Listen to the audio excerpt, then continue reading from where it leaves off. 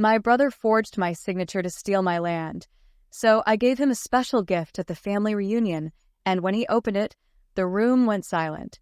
I knew something was wrong the moment the bank called. It was a routine check, nothing unusual on their end, just verifying a change in property records tied to my name.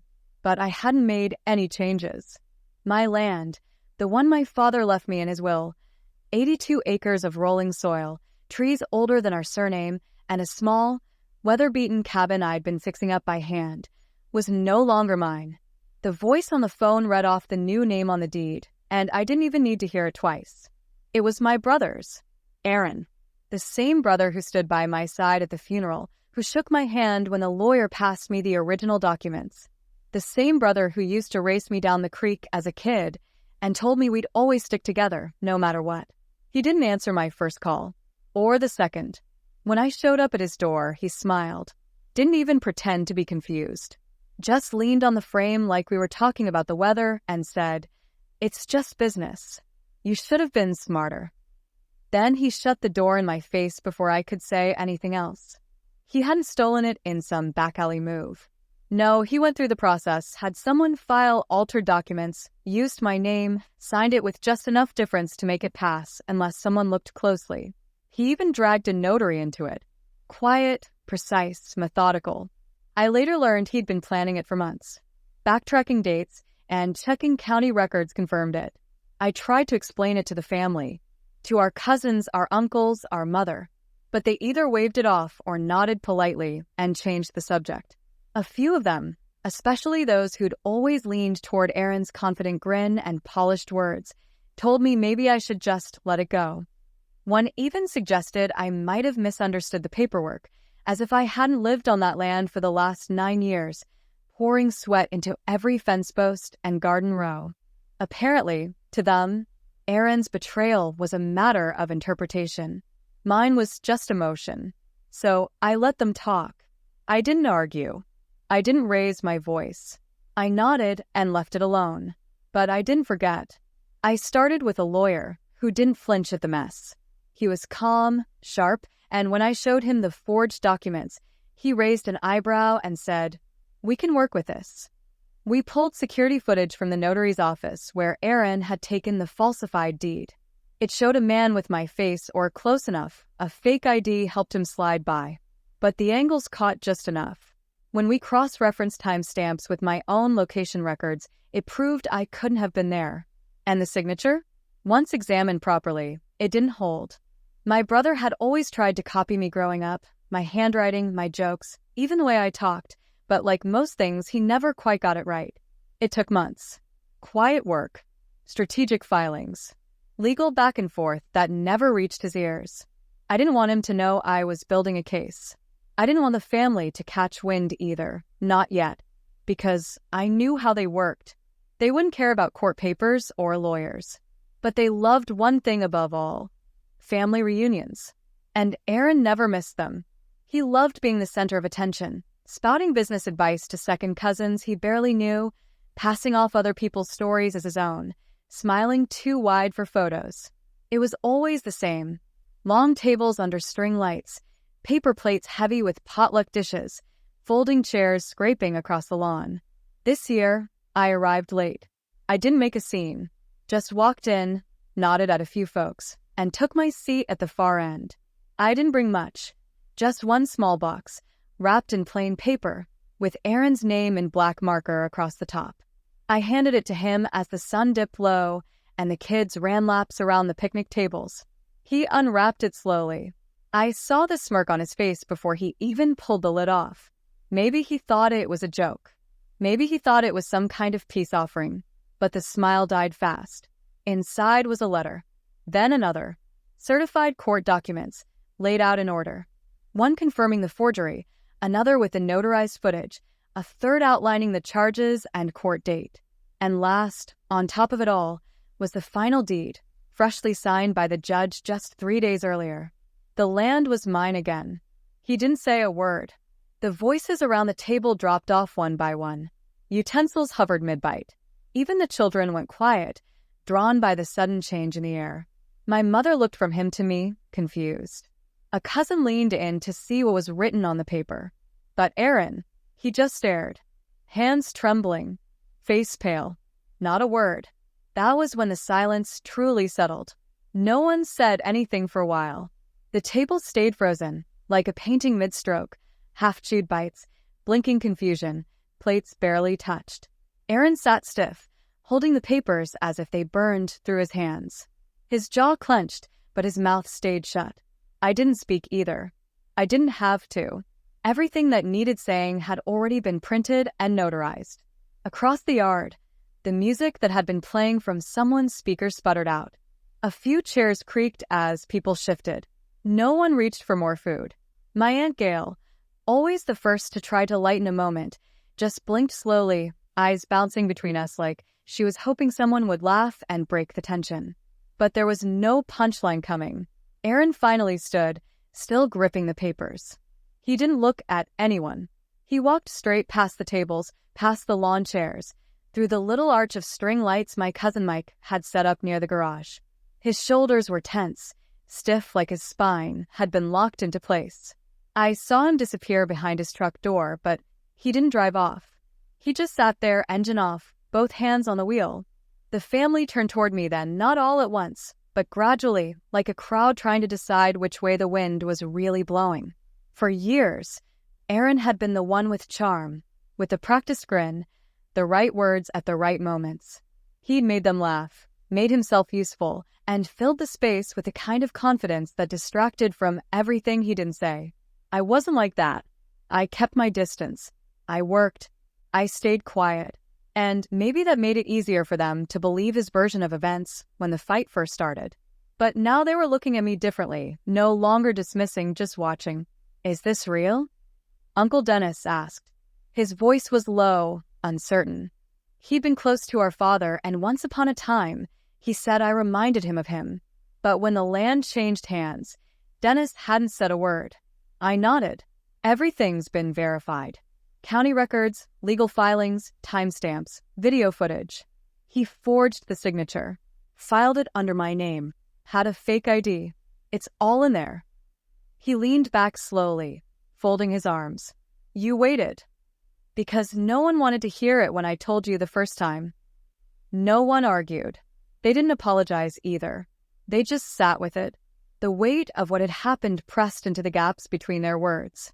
I saw it in their faces. Some were angry, others embarrassed, but none of them surprised anymore.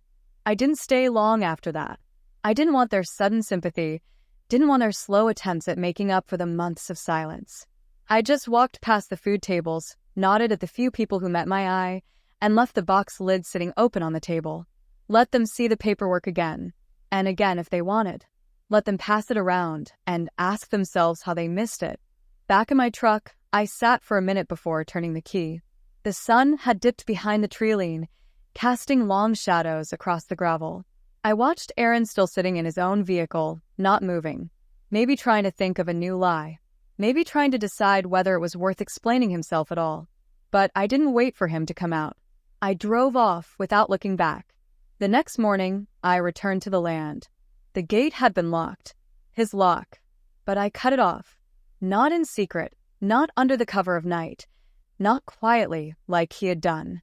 Broad daylight, bolt cutters in hand. No attempt to hide it. The deed was mine again. The law backed me. There was no sneaking required. Inside the cabin, I found more than I expected. Boxes of supplies he'd brought in. Some expensive gear, outdoor equipment, tools still wrapped in plastic, receipts left in drawers. Looked like he'd been planning to develop the place. Maybe turn it into a rental property. Maybe just flip it and sell it off. But whatever his plan had been, it stopped here. I didn't touch his things. Not yet. I took photos, logged everything, sent it all to my lawyer to add to the file. Because Aaron wasn't going to let this go. I knew him too well. He wasn't built for failure. And now that the game had shifted, now that everyone had seen what he did, he'd come back angry. Not apologetic. Not humbled, angry, and dangerous in a different kind of way. Someone who'd been caught and humiliated in front of the very people who had always clapped for him. That night, the first message came through. Just a short one. You didn't have to do it like that. I didn't answer. There was nothing to explain. He'd made his move first. All I did was return the favor, just louder, where everyone could hear. 2 days later, I came back to the property again, and this time I noticed the footprints near the back gate. Not mine. He must have come through late, maybe thinking I wasn't watching. But I had already installed cameras, 3 around the cabin, 1 near the gate, and 1 on the trees overlooking the ridge. The footage showed him pacing the fence line, standing still for nearly 20 minutes before finally walking away. He was looking for a way back in. Not just into the property, but into the story, into the narrative he'd lost control of. The family didn't say much in the following days. A few cousins texted short, cautious messages. One aunt sent a voicemail that started apologetic, but never quite reached the point. My mother didn't call at all. That didn't surprise me. She had always kept a soft spot for Aaron no matter what he did. She used to say, "He just wants to be important." I suppose this was his way of trying to prove it. A week after the reunion, I got another letter, this time from Aaron's attorney. A request for mediation. He was claiming confusion, that perhaps there'd been a misunderstanding in the transfer, that he hadn't realized certain documents weren't authorized. It was a weak attempt. The kind of move you make when your back's against the wall, but you still want to act like you're in control. I declined the mediation. There was nothing to mediate. The court date had already been set. Evidence was already locked in. Every lie was documented, time-stamped, verified. Still, I knew that wouldn't be the end of it.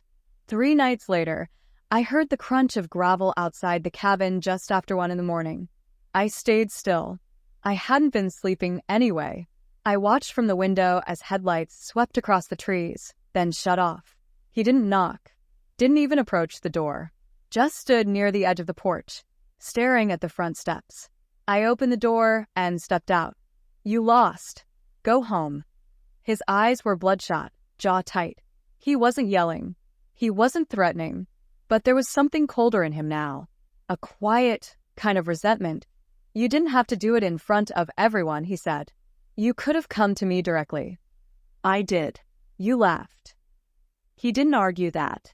Just looked away, breathing slow, chest rising and falling like he was forcing calm. "I built plans on that land. I was going to fix it up, make it worth something. You're just going to sit on it like you always have." I didn't respond. There was nothing to debate. He didn't steal because he needed it. He stole because he thought he could, and that I'd be too passive to stop him. "I made one mistake," he said, taking a step toward the steps. "And you made sure the whole family saw it." "One mistake." I stepped forward. "You lied. You forged a legal document. You used someone else's ID, and you locked me out of something that was legally mine. That's not a mistake. That's a plan." He looked away again, this time toward the treeline. His shoulders slumped slightly. "You're never going to let it go, are you? You're the one who tried to take it. I'm the one making sure it doesn't happen again." I didn't raise my voice. I didn't threaten him. I just waited until he stepped back down and walked to his truck. I didn't expect peace. Not from him. After that night on the porch, I stayed prepared. Not paranoid, just aware. I changed the locks again, replaced the cameras with newer models that backed up everything off-site. I informed the sheriff's office of the prior incident, and I made sure my lawyer had copies of every threat, every encounter. I wasn't trying to start another fight. I just knew better than to expect him to walk away quietly.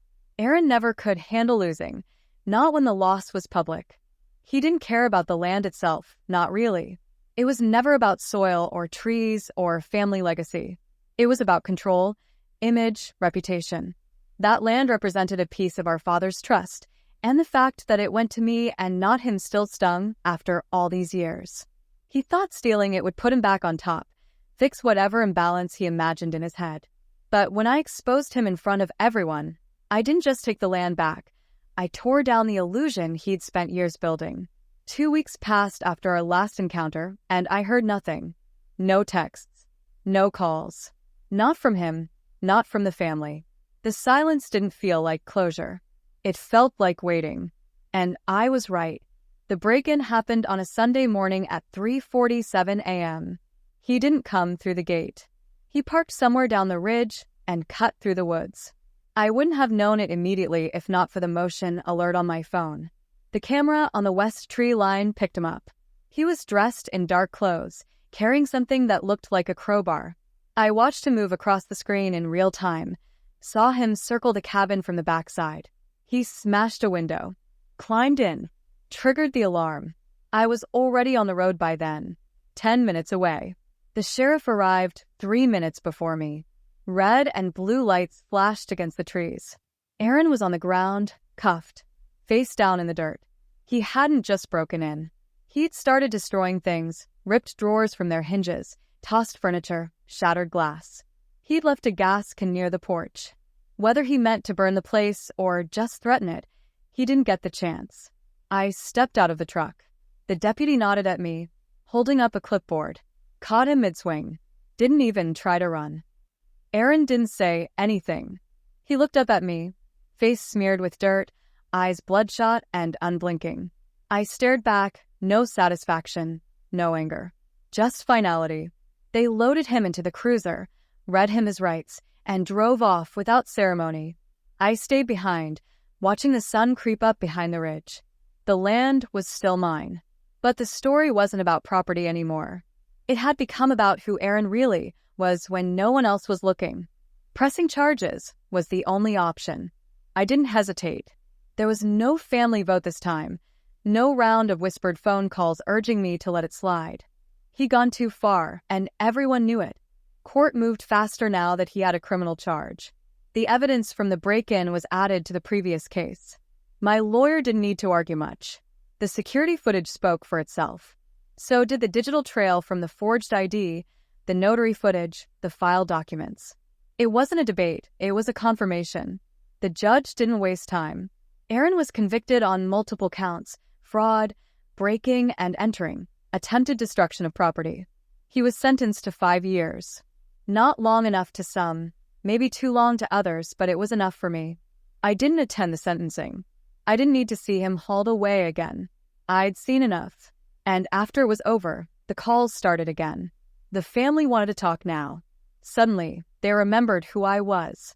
The cousin who'd always helped fix fences after storms, who kept to himself but showed up when it mattered. Some apologized. A few tried to explain how they didn't know the full story. I didn't argue with them.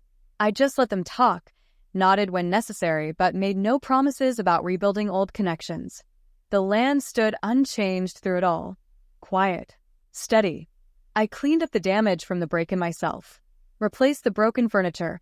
Fixed the shattered window. Patched the gouges in the wall. I didn't hire anyone.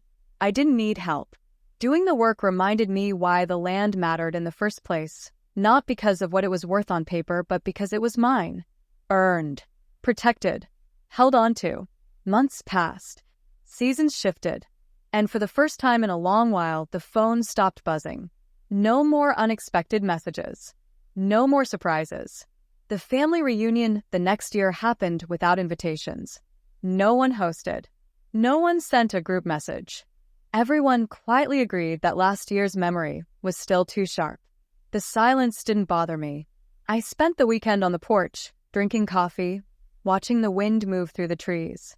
Aaron's sentence included mandatory counseling. That was the court's idea of rehabilitation. Whether it worked or not didn't concern me.